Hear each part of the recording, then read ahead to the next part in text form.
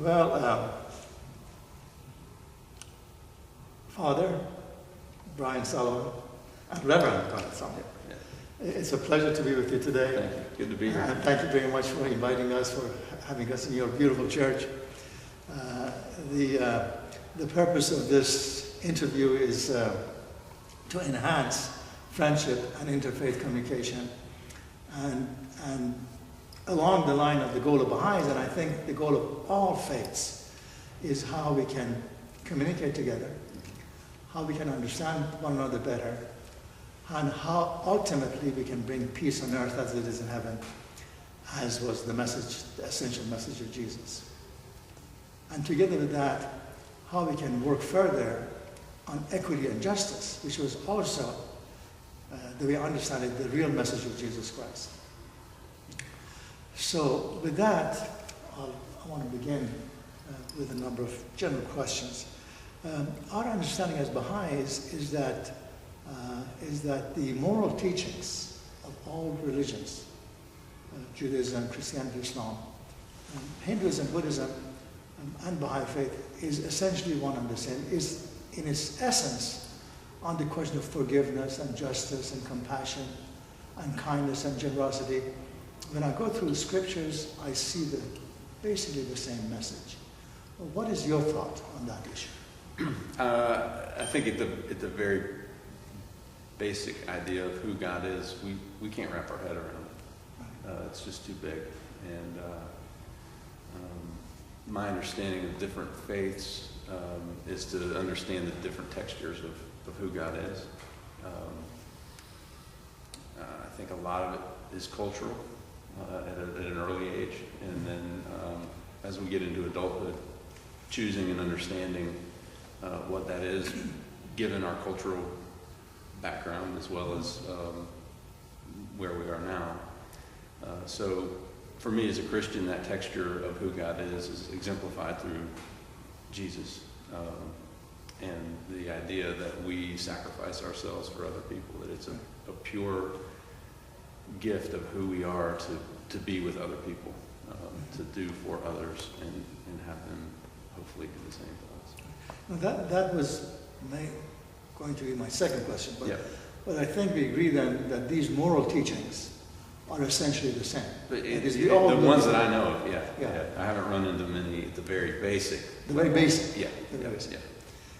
And then what Baha'u'llah, particularly the founder of the Baha'i faith, teaches that social teachings of religions are not the same, and they cannot be the same. Mm-hmm. And the reason why they're not the same and they cannot be the same is because of the exigency of the time. Mm-hmm. 3,000 years ago, 2,000 years ago, 1,000 years ago, it's much different than it is now.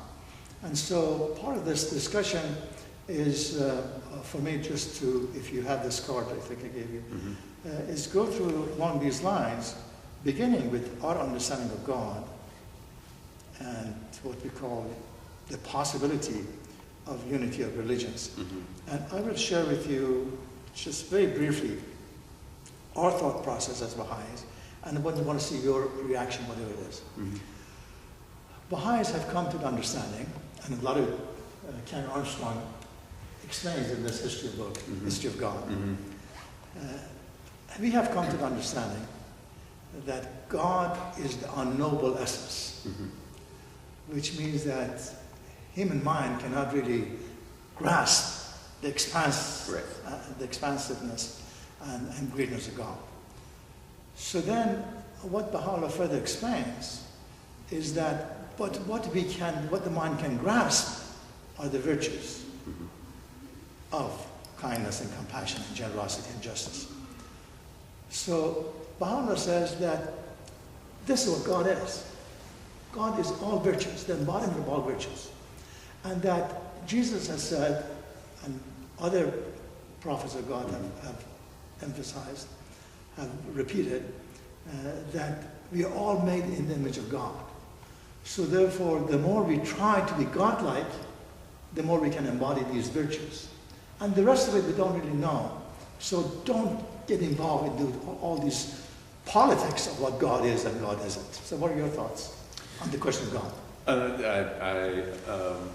I agree with you completely as far as the expansiveness of God. I do, because I'm Christian, believe God takes on the qualities of humanity and as exemplified through Jesus. I think prophets, including prophets in other religions, have tried to point to what you said, the different virtues. But when I think about who we are at our utmost, our uniqueness is important. And understanding that uniqueness in religion is also important. Yes.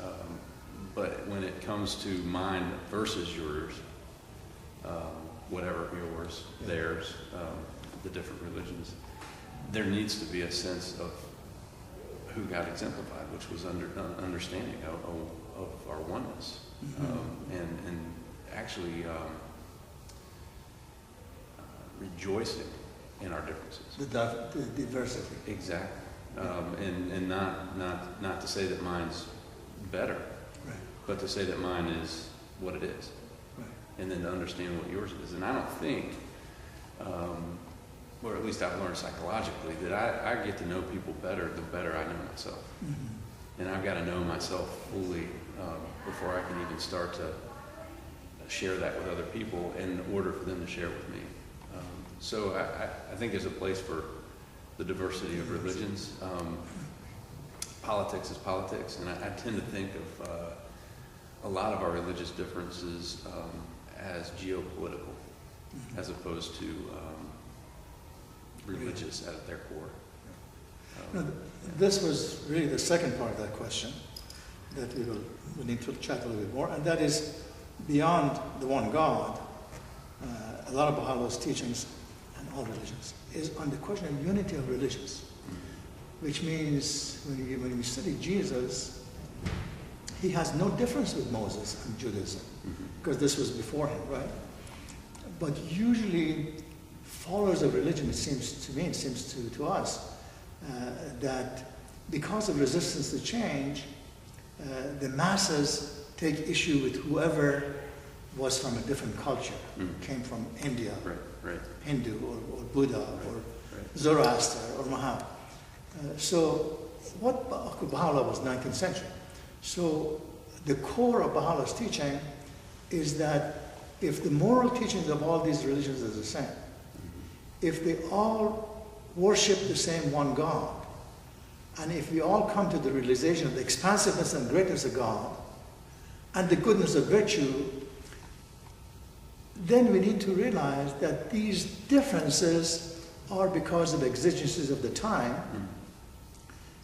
and our resistance to change, and perhaps our misunderstanding. And therefore, Baha'u'llah suggests that we do what you and I do, which means that let's go through these social mores of the time and now, and see if somehow, through our communication, particularly the religious leaders, we can bridge this gap and provide more and more unity and harmony. So essentially then we're saying that God is one, mankind is one, we're all children of the same God. And religion is essentially the same, revealed to man through time at different time of history and in different places of the world. And if humanity, Baha'u'llah says, understands this main concept, we'll come to world unity. So what are your reaction thoughts? Well, I think the word same, I want to ask you more questions about what, we have different virtues. There are different virtues, you agree? Different virtues with which we agree. Forgiveness, justice. Right, so those are virtues, yeah. And then for them to be the same, and again, I would say at their core. At the core, yes. And then where I've started using the word texture a lot more recently, the things that you can touch. I mean, everything has a different texture. Some are more pleasant and some are not. And different people have different tastes. Exactly, and you need a rough texture in order to move fast across the surface. Right. A smooth surface is hard to move across, especially if you're wearing socks. That kind of thing. So the more texture religion has to me, sometimes the better it is, sometimes the harder it is. And even in my own, like if I have learned from or read a certain theologian, and that's a hard idea for me to understand, but it comes from the same religious background, like the same Jesus, the same scripture. My tendency is to understand it. Okay, well, that's a nice idea. That's a good texture in my own religion, but it doesn't fit me, right? So my texture. My understanding is different, or my preference of that, or I'd rather highlight this specific aspect of it as opposed to this. It's definitely the same. Right. It comes from the same place. As you said, the core is the same. Exactly, but how I understand it, I wouldn't highlight that as much. Right. I would definitely focus more on what you and I are talking about, the core. Core, right.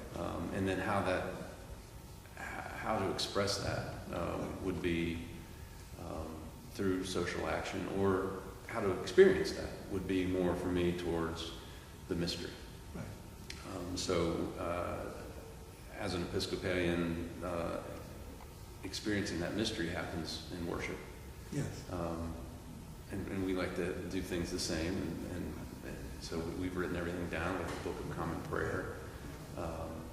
But in the midst of it, our prayers are all creating a mystery. Yes. Something that we can't fully understand. And when I start to think of that, it allows me to be in coexistence with different textures. Right. And I would say that Christianity is a specific kind of thing that has texture, as is Muslim, as is Islam, Judaism, Buddhism. And then my understanding and taking from each one of those, I can see it in the same light, but I know it's different. And I like the difference. I think I'm beginning to learn more about myself, that by knowing more of who I am, I like the feeling of being open to other experiences and other people's ideas. Yeah. Right. But I need to know where it comes from. Your core. Yeah. Your core is there, yep. But you expand yourself. Yeah, and that sense of opening up to me is, I'm beginning to realize that's part of where I experience the holy. Yes. Where the mystery lives in me is when I open myself up. Right. It's in that moment. So when I agree. I totally agree. Yeah. Now, Baha'u'llah has a definition for religion. I want to see what do you think of it. It says religion, any religion, should be a cause of love and affection. If the result is the opposite, you're better off without it. What do you think of that? Yeah, I love it. It's beautiful. Okay. So it says, but when you think of the word religion, if it points to the holy or God, or harmony. Yeah, if it points to that, then it can't have any other expression than what it points to. So I think if you go to a mosque or a church or synagogue, whatever, and you see the preacher is teaching hatred, it's really the opposite of what God is, what religion is. And therefore we have to help those people. I mean, the world is divided because of that lower side of man, that is hatred. The upper side is from God, and it's all that kindness and generosity.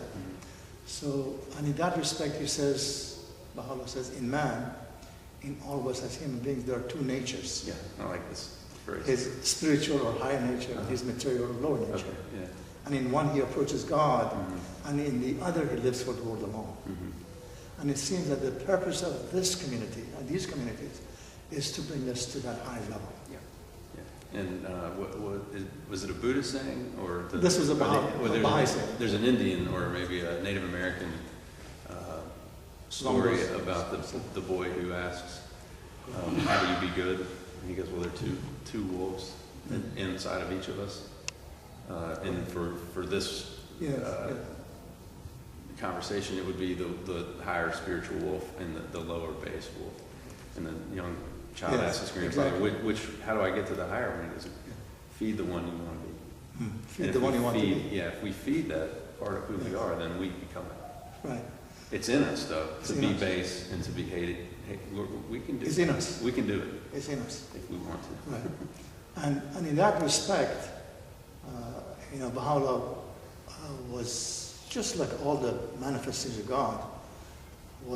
He led the life of persecution and spent 40 years of his life, which all through his mission in incarceration and jail and banishment and all that until he passed away. And his message is also basically that it is this higher side that we should emphasize, because all of us have this lower side, and we have to watch it on a daily basis. Oh yeah, right. Yes, all of us. Right. So, with regard to what he calls the essential teachings, we agree then that moral teaching in the core is the same, but he says social teaching may be different. And I want to go through some of these things that he has mentioned and see what your thoughts are. Now, although all religions teach harmony and oneness, but he says oneness of mankind is really an essential teaching of today, because today it is possible. Today we have communication, we have internet, we have airplanes. None of these things are present. Right. So it is only now that oneness of mankind is possible. In the past it was the wish of Moses and Jesus, but they were concerned with tribal unity, with feudalism, city-state. But now our mission should be, how can we unify the whole human race? What are your thoughts? I don't know if I understand the question. The question is that oneness of mankind is really the mission of God and religions, but it was not possible in the past because we did not have the means of either reading and writing and airplanes and internet. Right. But now we have it. Right. But now that we have it, it is possible. And so therefore, as leaders of the faith, are we working toward that real oneness? Is it possible? And oneness would be, in your opinion, what would it be? Oneness would be to understand that the moral teachings of all religions is essentially the same, that we are here to love one another, that we are here to create oneness in terms of, all these, for example, we see the racial conflicts. So oneness would be lack of division. Lack of division in that sense. Right. Wholeness, as you said, wholeness within ourselves, and therefore wholeness with others. So that when you and I talk, from the first moment that I saw you, I said, I found a brother. And this brotherhood of man enhances. Yeah, okay. Because one of the ideas that I hope I'm expressing is that there needs to be, division is the wrong word, because diversity. Diversity is fine. Is the right word. And I think there needs to be diversity. There needs to be, you need to be good at what you're good at, and I need to be good at what I'm good at, and God created us to be good at what we're good at. But at the same time be able to communicate, be able to love one another. But if I can't bend down to pick up food, and you can, you're going to help feed me, right? And vice versa. So in that sense, if that's oneness, but as Christians, the oneness of God is three distinct, different persons as one. And explain that a little more. Yeah, so the Trinity is the idea. And the best description that I've heard of the Trinity is three people who are dancing so fast that you only see one. That the oneness of God is in community with God's self. And that we're pulled into that community, not just to be in the presence of God, but also to be co-creators with God. So that what we're doing in the world becomes an expression of who God is, just like that dance. So the idea of God in community with God's self is, you have three separate, Father, Son, and Holy Spirit, Creator, Redeemer, Sustainer. However you experience that, I tend to veer away from gender bias with describing God. Yeah. Scripturally, obviously, we put that in there. But the idea that God is in community with God's self and that love is expressed in order for God to even be existing is beautiful. Right. Now, on that question of diversity, for example, Baha'u'llah says that, I paraphrase, that we're all like flowers of one garden. Mm-hmm. But this garden has variety of flowers with different colors. Needs to. And there's nothing wrong with That's it. the beauty. That's the beauty. Yeah, yeah. And that would be, I understand one that's that way. Okay. Exactly. Yeah. So we agree. Yeah. Then he talks about the importance of independent search for truth. Mm-hmm. And what he says is, again, I say it based on my understanding, that you may agree that 2,000 years ago, people were not free to investigate truth for themselves. That's why for 1,500 years, Christians were not even allowed to read the Bible. Mm-hmm. It was only in Greek. But it was, then we had the Protestant Revolution, and we had the Age of Enlightenment, and scientific revolution. And now this internet and all that. So then again, he says that this wasn't possible in the past, but we have to encourage all our citizens, all our congregation, to search for truth for themselves. Mm-hmm. What are your thoughts on that? Truth. What is truth? I definitely agree that we all need to have independence. I don't think as search for ourselves. As a spiritual leader that my job is to impart truth onto people. Indoctrinate them. You don't indoctrinate them. Just share with them. Exactly. I mean, there are doctrines, and I can teach right. the doctrines, and I can tell people how we got to where we are. Right. I can share that knowledge. They can go check it out. Check it out for themselves. They can read for So themselves. I agree with that part. Independently, they should definitely double check what I'm saying. Exactly. Exactly. And make sure that's the message. It's there. Yeah. So in that sense, yeah. But what is truth? The truth of God was just as tangible at any time as it is now. I don't think the more knowledge we know, the more we know God, I think. That's what Karen Osman says, though, Yeah. that the less we knew, the more we took the scripture literally. That the world was created in 6 days. The seventh day God rested. Yeah. And woman was created from the rib of Adam. Right. But these were, what these other guys also explained, that these were parables, these were stories. These was for a man of 3,000 years ago, 2,000 years ago. But now that we mature, we need to look at it more with an inquiring mind. So what do you think? But this is the same truth. Yeah. So the word, how we read Scripture, and I think we're probably going to get there. My understanding of that comes from the word hermeneutic, which is the harmony.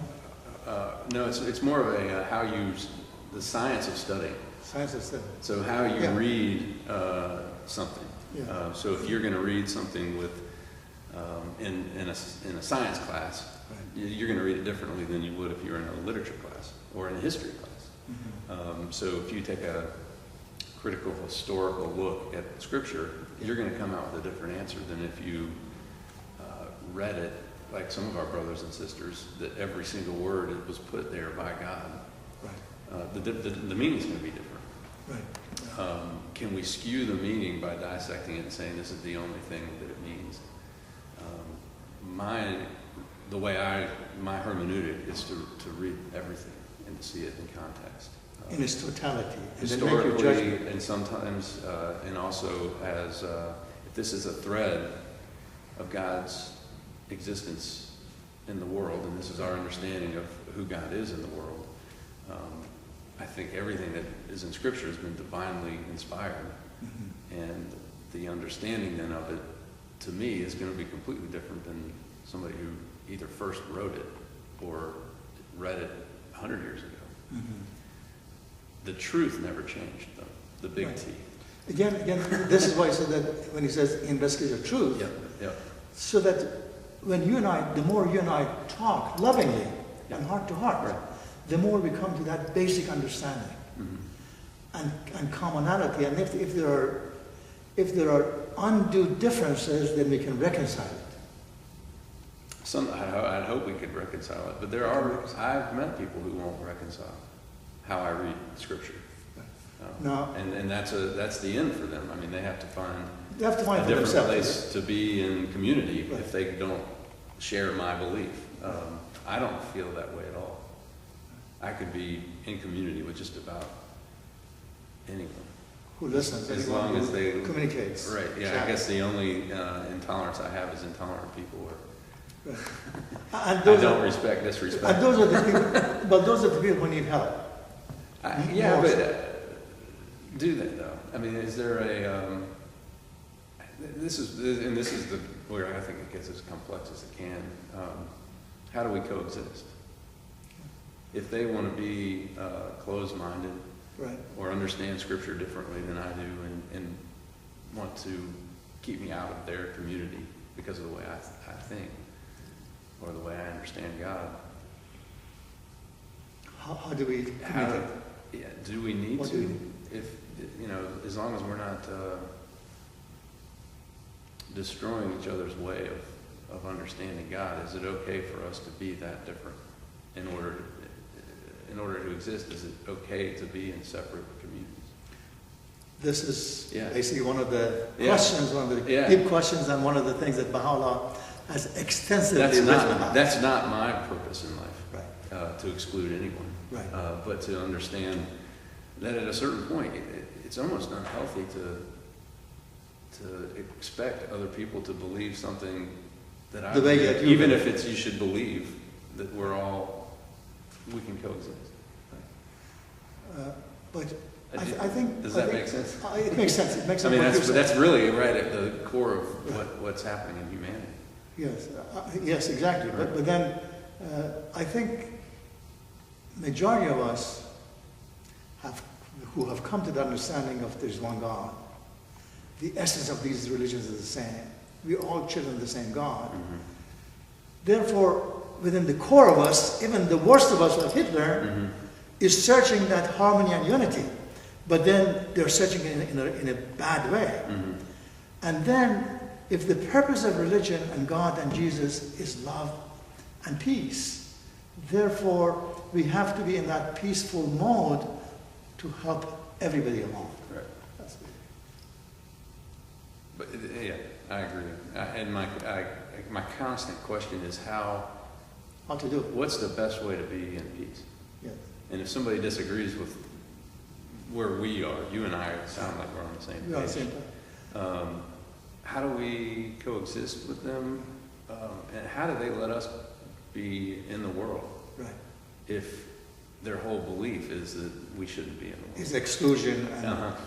that's fundamentalism. Yeah, how do we fanaticism. keep each other in community? In community. Yes. I mean, as we go through this list. I'm not staying on the list. I don't mind. No, that's fine. And I'm saying that as we go through this list, some of these questions, in effect, would be further explored. Mm-hmm. The next So one, we were exploring truth. We were exploring that we truth. each individually have to double check. we have to double check. We have to individually explore the truth. We have to be tolerant of one another. And these things take time. And one of them, now the next one which says is that there has to be, I want to see what you think of this one in particular. The next one says that the essential harmony of science and religion. Basically what Baha'u'llah says is that religion, if it doesn't make sense, even if it is in the scripture, it is either we are reading it wrong, or because that was not the intention and purpose of Moses or Jesus or others. Mm-hmm. Or this was a parable of 2,000-3,000 years ago. Mm-hmm. So then essentially it says that the core, again, of religion should be in harmony with science. Otherwise it is superstition and prejudice. Well, and I've one of the last courses, and I audited the course. I didn't take it for a grade because I knew it was over my head. Was a physician who was also a physicist who was also an Anglican priest, John Polkinghorne, who's written extensively about religion and science coexisting and how they coexist and whether they can or not. And I think they can, Yes. as long as scientists know that there are things they have to have faith in order to understand. That it definitely happens. They can prove that certain things happen especially if you get into like quantum physics, Right. and you split an atom, and no matter how far away this half of the atom is, if you spin it the other way, the other half of that atom is going to spin the other way also.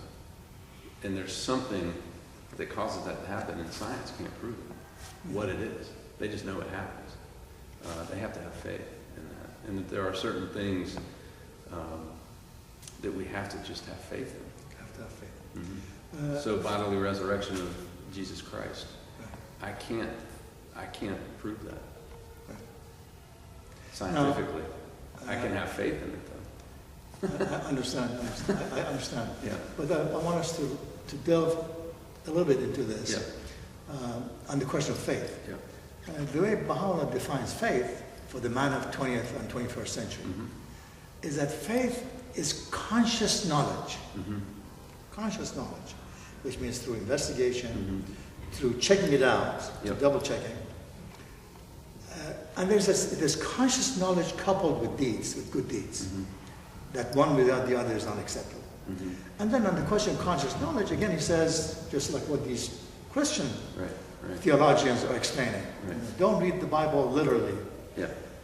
Take some of it with a grain of salt. Right. Know that the Bible was composed in the course of 1,400 years, not by one individual, but hundreds The of Bible individuals. is many books. It's a library. There's many books, Right. a library, written by many people who were prophets, who were lesser prophets, Right. but none of them were Jesus or Moses. You know, and many of them are in conflict with one another. And many of them were not written at that time, they were written hundreds of years after that period of time. So therefore he says that it is very important for us, for the man and woman of the 21st century, as we read them, investigate them, truly investigate them, Yeah. Yeah. Right. with the scholarship, search them, and then make a judgment. For example, on the question of resurrection, the Baha'i perspective is that this is spiritual. Mm-hmm. This is not physical, because physically it's impossible. Whether you do it millions of times, Right. Right. a body which dies and disintegrates cannot go up. Right. But the Spirit of Jesus has been with us for the past 2,000 years. He never left us. Right. So this is the explanation of Baha'u'llah and Baha'is. That was your Baha'i. My only question goes back to where we started, which is if God is too big for us to understand, Yeah. then there have to be things in the world that we don't understand. There's so many things we don't understand. Or can we test them or anything else? And this also gets back to texture. There is a certain texture. My mind goes to a certain place, and things happen in the world when my mind goes to these certain places. Mm-hmm. And when I can explain what happened at the resurrection, my mind goes to a different place than when I say, I can't explain it, but I think it happened. I like this one better. I like having faith in something that can't scientifically be proven. Understand? And enough things have happened in my life that I can't explain. Right. And I can't explain it by saying God favors me, because I don't believe that. All I can say is these things happened when my mind went there to the faith, as opposed to, well, certain things just happen to work out this way. When I can't explain something away, It goes to the faith. The texture of that piece of me that is spiritual, the higher part of me, lives better there. Right. So, my question would be, if God's bigger than science, Right. and at some point maybe we can understand everything scientifically. At some point we can understand. If we could go there, we could. But why not? I mean, why have religion then if we can explain everything? Just have a science for it. I don't know. This is a big question which requires many yeah, hours. So we leave it at that. And I think it's okay to be able to say, well, it's just a spiritual. Right. it's spiritual resurrection, that's... You don't have a problem with that. That's, no, but because I think it was a spiritual resurrection, I also like to have faith in the fact that it was also a bodily resurrection. That bodily resurrection gives you comfort. It gives many Christians comfort, I think. Yeah, comfort is a different word. Comfort would mean, oh, okay, I like that. It feels good. Or deeper faith. Yeah, my mind, something happens when I go to this place. No, for me, when I think when about I can't explain it, my mind goes to, it relies more on God. Does that make sense? It makes sense. But you know, a Baha'i perspective is that when you see the crucifixion of Jesus, a poor man from Nazareth, illiterate man from Nazareth, right. And then half of the world say we believe in him. He is the king. Right. You know, for 2,000 years, and all these Romans and all these, they're all gone. Right. And if there's any name of them, they curse them. This is the real king. This is the real power of God. Right. That is the real spiritual power of Jesus. So this is the way Baha'i mind works. Right. Yeah. But we're more or less on the same wavelength. Yeah. And what you've used the word metaphor. I used to use that a lot until I realized how people heard that. And more or less metaphor, more myth. Yes. And when I understand that word myth, it points me to a different place than a metaphor. A myth is, there's a deeper truth that's understood that we can't even understand. Yes. When we read this. And then and this is where I am today in my spiritual journey. My mind really goes somewhere good when I let it have faith in it, complete faith, and that this happened. And I can't explain it. I don't know.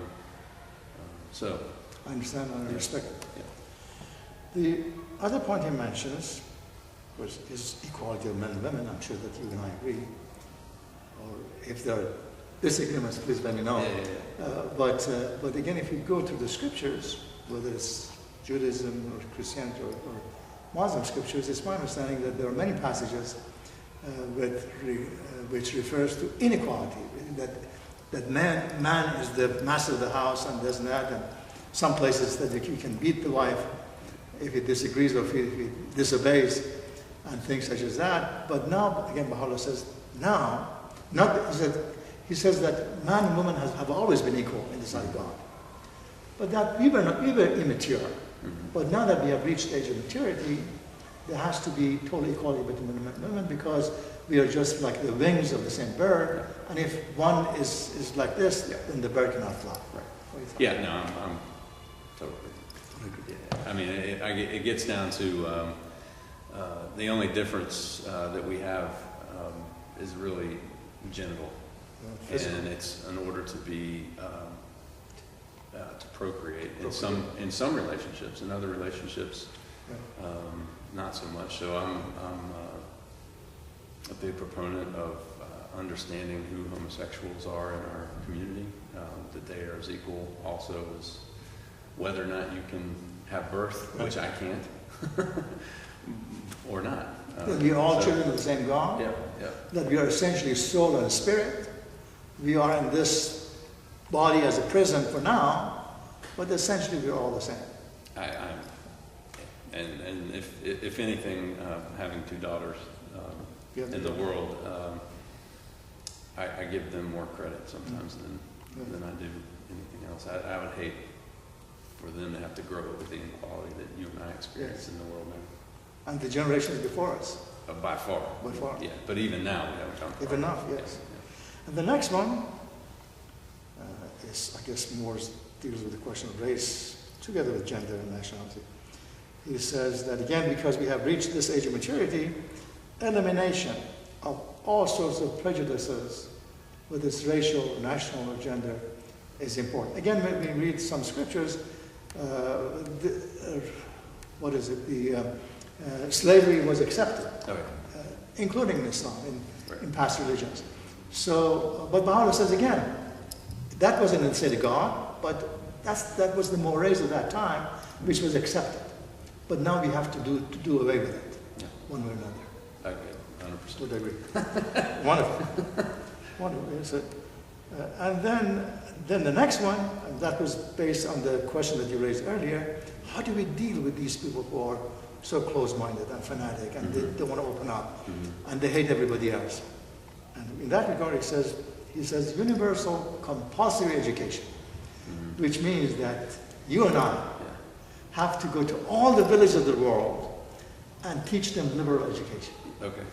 So compulsory education. Compulsory education. Yeah. So any thoughts on that? I don't know if that's the only solution. These are all the different solutions. That's one of them. That's definitely a start. That's a start. Exactly. That's a start. Yeah. Then we go to the next one in the series, which calls, again, Jesus came with this. He said spiritual solutions to economic problems. You know, again, at that point, my understanding is the main sermon of Jesus is to take care of the poor. It was a time when the aristocrats of the Palestine at that time were in cahoots with the Romans, and they were having a good time, the aristocrats, but then there was the masses who were deprived. But now, the way it is in the world today, the last statistic that I read, we have about 2,000 billionaires, basically sitting on billions of dollars. And over half of the world population, or more than 4 billion, are below poverty line. Housing, food, healthcare, education, you name it, they're deprived of it. And the suggestion here, I guess, is that this is a huge problem for the world, which would cause further instability. And again, you and I have to do our share in creating equity in the world. And suggestions, many of them are being implemented in parts of the world, parts of Europe in particular, is universal health care, is the basic needs to be taken care of, which means food and housing, the minimum. Not everybody is equal, but has to be taken care of, and education. And so what are your thoughts? Agreement, obviously. I use the word commodity a lot when I talk about love. Tell me more. Well, I'm at a point in my life where I think I've got skills that I could do just about anything, as far as the worldly things. I think I could run a business. I mean, it's very base. Having a building with lights and a salary makes me a business owner, or at least CEO of a business. And so the commodity that I've chosen to sell is love, because I think it conquers everything that you've just read. At the very base of two of the things we've said, so three really, money, and even our differences, and even if you take the differences of gender, the very base of all of that is power. Yes. And I think that the power that trumps every single thing on this planet is love. And I think it's how we were created. It was out of love. Yes. And so if we can get people to start thinking about that as a commodity, love, then a lot of the tenets, at least in Christianity, the more we give it away, the more we have. The more we have. So That's one of the what you call the spiritual commodities. Yeah, it's one of the few commodities that there is no ending. It actually, you get more when you give it away, Exactly. which you don't have when you give money. At the end of the day, your bank account lowers. Yeah. When you give away food, your stockpile lowers. Oil, or any of the commodities that we think about that our economy is built on, it goes away. But love Conquers all. It gets more. The more I give, the more I give, the more I get, the more I give, the more I get, the more I give, the more I get, and I think we can abolish a lot of the silliness that I think is silly. It is silly in terms of, hoarding, and then I'm a billionaire, and the next day I die, and they tell me I have 2 billion. So what? Yeah. So it's I mean, and it's a game to most of the people who have a lot of money. It's a game, and they've gotten good at playing it. Yeah. Unfortunately, we have the structures of the world have been built around economies where the commodity is money. Some places in the world, I understand, have dealt with it more successfully as compared to us, particularly from the last things I read, Norway, Sweden, Finland, Denmark, these places, which means they have come to an understanding that progressive taxation is necessary, something that we had until early 1980s in this country. That profit sharing is important because the more we give to people, they can survive, they can be happier, there will be less crime, and also our economy would also thrive because of it. So they have come to that understanding. These are the only countries that I know, more than other places. And I think that we need to move in that direction. I think the more we know, the more we talk about it, the more we'll walk in that direction. Have you read Spiral Dynamics? No. Spiral dynamic theory it's really based on our own maturity from childhood up, and when we have the ability to be able to see things from different perspectives, and then understand that you and I are going to see things from different perspectives. By looking at what we're looking at as a whole, I have to be able to understand what you're seeing in order to understand what I'm seeing. That's at the top of this theory. At the bottom would be like a child, where if I showed them a card and on one side was red and on the other side is blue, and I turn it this way, and you ask the child, what am I looking at? They see red. They go, you're looking at red. I go, no, I'm looking at blue. Right. Now, what color am I looking at? And they go, red. I can only see red. It has to be red. So we have to be able to be flexible. The spiral dynamic is that there are cultures that you've just exemplified that are able to understand that idea of we're all in this together and we have to see each other's from different perspectives. It's not a win-lose. It's a how we can all see it from the same. Come together in that sense, yes. I figured we agree on that. Of course. We're coming to an end from this list, and we have about 10 minutes.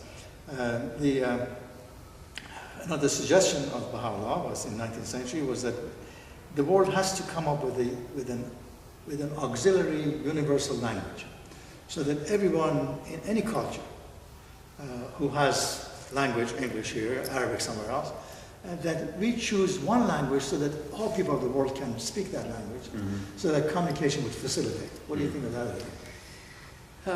It could be English, it could be French. Yeah, this gets into diversity again. I really believe strongly that we have to be diverse. And I think the beauty of language is the same as the beauty of religion.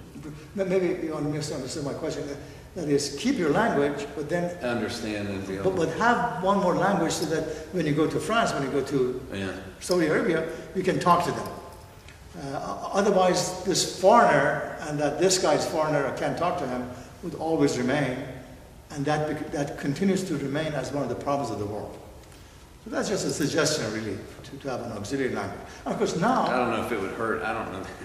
Most schools teach a second language, don't they? I mean, we have Spanish. It's a part of our core here. It's the same thing. That's probably the reason, so that they can go to South America.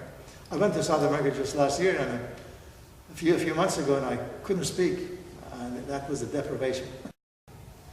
So I think it helps. Thought.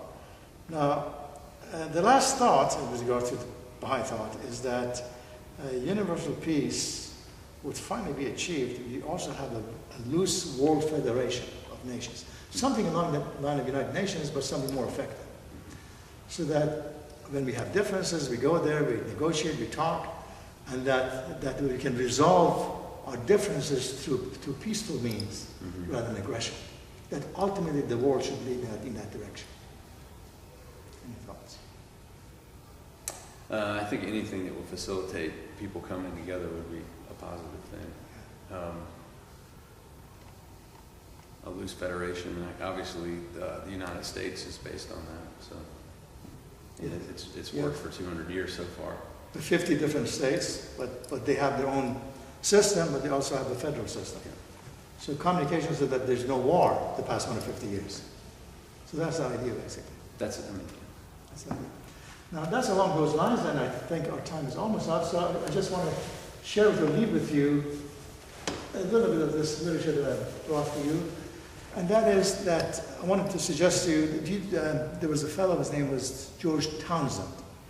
He was apparently one of the top bishops of Ireland. I understand that Episcopalians come from the Irish and British Anglican church, right? We are Anglican. Tell us a little bit more. The word Anglican got dropped when everything Anglican was abhorred on our side of the pond. So when the Anglican Church changed its name to Episcopal, it chose the Greek word for bishop, which is Episcopal. Yeah. And since all of our differences obviously have been resolved, we are a province of the Anglican faith. So Anglicanism has 38 provinces around the world. Each one of them is loosely federated. We run our province in the United States as a geographical area by a bicameral system founded by our founding fathers, in this case founding fathers. So that the bishops and the priests and lay people have equal vote, basically. And if anything changes in our province, it changes every 3 years when these two bodies come together, elected bodies come together and agree. Yeah. Now, do you get together with your European counterparts? Every 10 years. Every 10 years. The bishops of all the provinces come together at Lambeth by invitation of the Archbishop of Canterbury, who is, that's about the only authority, jurisdiction authority that the Archbishop of Canterbury has. Interesting. Is to invite us together. So I brought you the right so book. if he doesn't invite us, in this case he, then you're not a part of the Anglican Church anymore. I see. But the Book of Common Prayer is another piece that holds us all together. That was written during the time of the Reformation in England, when Catholicism and Protestantism was brought together into one book as how we worship. So it's really, that defines Anglicans, the way we worship. So that brings me to the last question before I present you with a couple books. And that is that, how do you read prophecies and the book of Revelation, basically? What was your take on it? In 2 minutes. So one of my favorite stories about this is I was at a church with a group of women who had been in a Bible study together for as long as that church had been in existence, 50 years. And there was one member of that who I didn't realize had written a book about Revelation. Before they told me this, they asked me if I thought Revelation was about the eschaton as it's going to be, or if it was written as if it had already happened. Yes. And I just answered something right off the top of my head. And the woman who leaned forward goes, "That's very interesting. You know, I've written a whole book about this, and I think it's the other way around." Which means what? So one would, I think her argument was that it's written as if the eschaton is happened. Already happened. Yeah. But your take is that it will happen. And whether or not it happens in this way, I don't know. I think we believe it was written by the same person who wrote the Gospel according to John, and that he was in a very high state of a mystical experience, and this was his description of that mystical experience. So, Baha'i's take on it is, Baha'u'llah wrote one book on it also. It's called the Book of Certitude. Okay.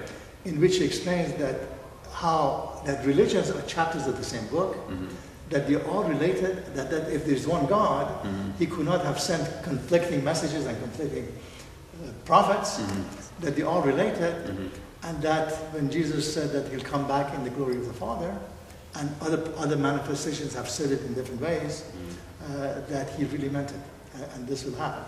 And so one of those bishops, archbishops, or bishops of Canterbury, who studied this deeply, And he accepted the Baha'is mission, Baha'u'llah's mission. His name was George Townsend. It was in 1950s. And he wrote the book, Christ and Baha'u'llah. Okay. And I'm going to present you with this book. Okay, It's a thank small you. book. Yeah. Please read it. You may have come across Paul Tillich's book, Yep. Dynamics of Faith. Yep. Do you have it? Yeah. If you have it, don't Yeah. give it to somebody else. And this is some of the things that we talked about. Actually, I've read this book. I've marked it here and there.